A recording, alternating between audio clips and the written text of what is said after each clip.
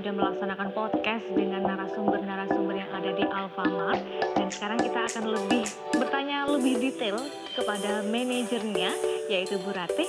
Yuk kita akan berjalan-jalan ke ruang kerjanya di Alfamart, DC Alfamart seperti itu.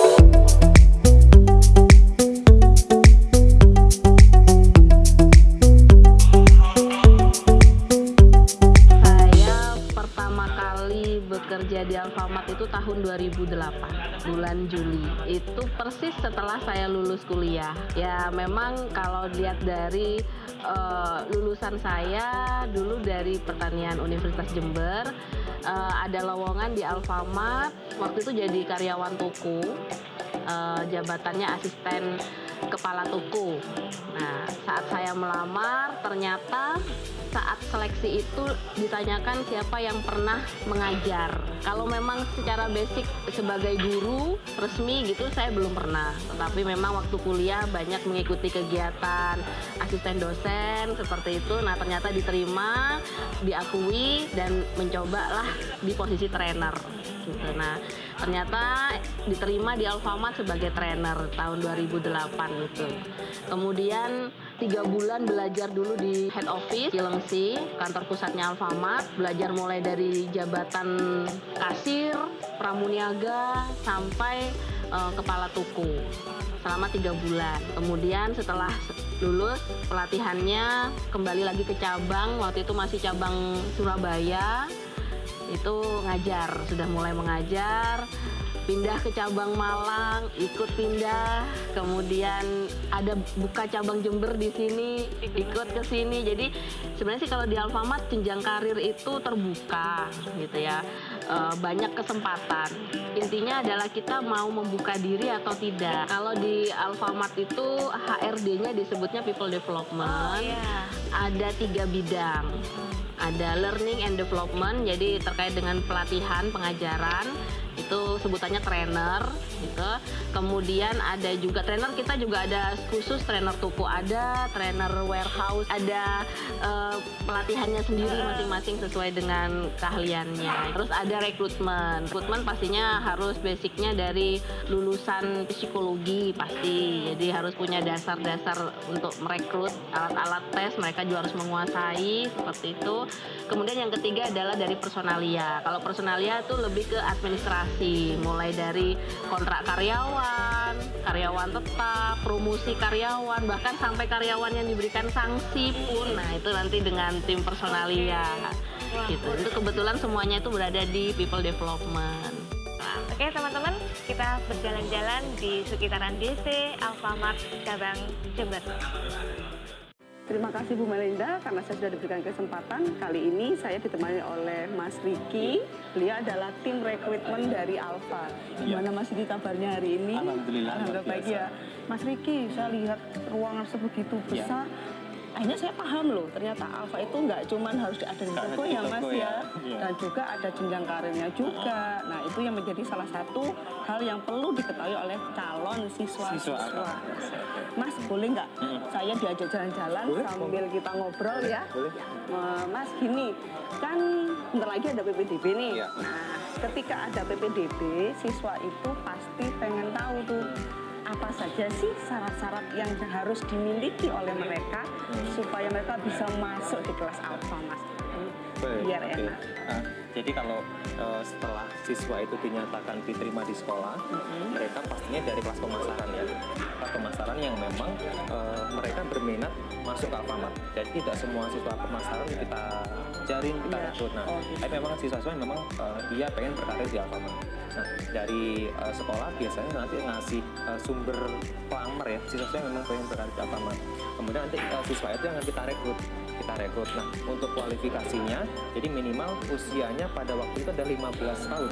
Jadi biasanya kalau kita rekrutnya di bulan September, jadi per tanggal 15 September itu harus sudah genap 15 tahun. Jadi harapannya nanti ketika lulus usianya sudah genap 18 tahun.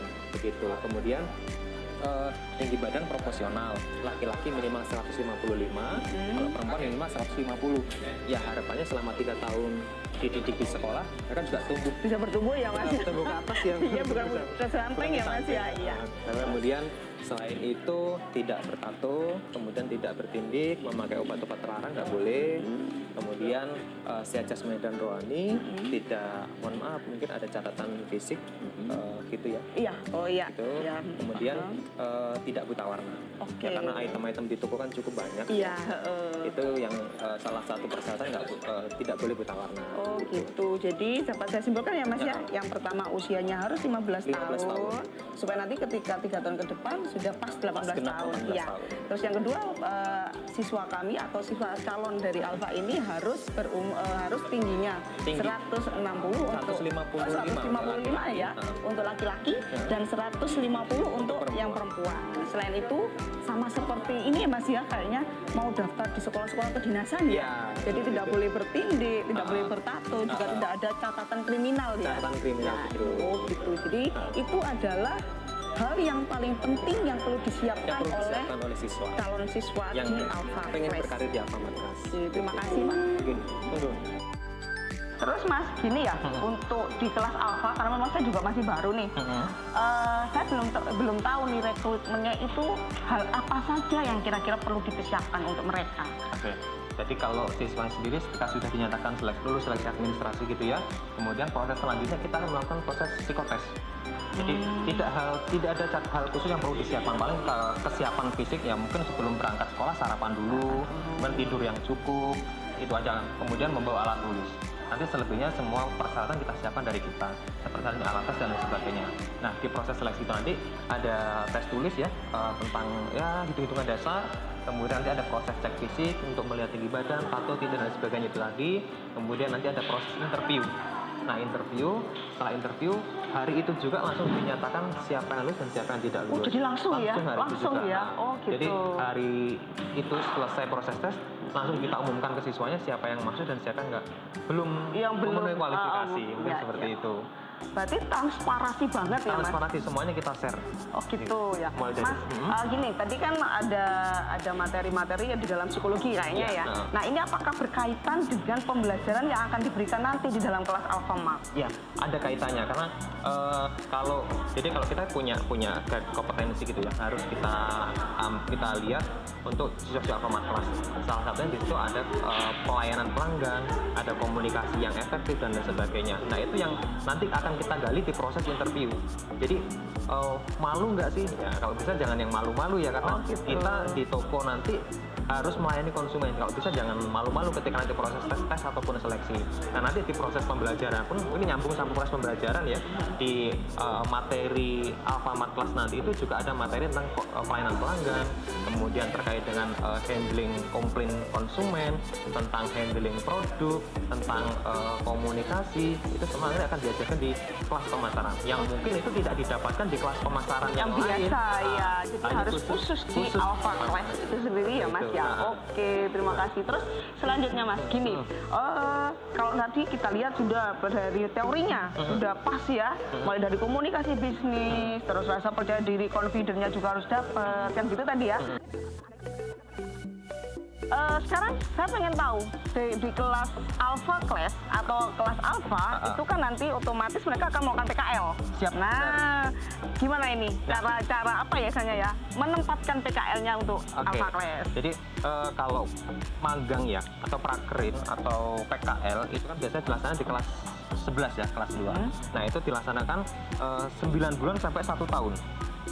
Hanya PKL-nya saja ya Mas? PKL, jadi 9 Kenapa bulan kok sama sampai itu? 1 tahun. Kenapa Ya, kok sama memang itu Mas? itu salah satu bentuk kerjasama kita dengan sekolah ya. Akhirnya untuk siswa-siswa yang magang di Alfamart, ketika nanti dia lulus, salah satu benefit yang diterima adalah kenaikan grade. Grade-nya lebih tinggi dibandingkan dengan karyawan reguler yang lain.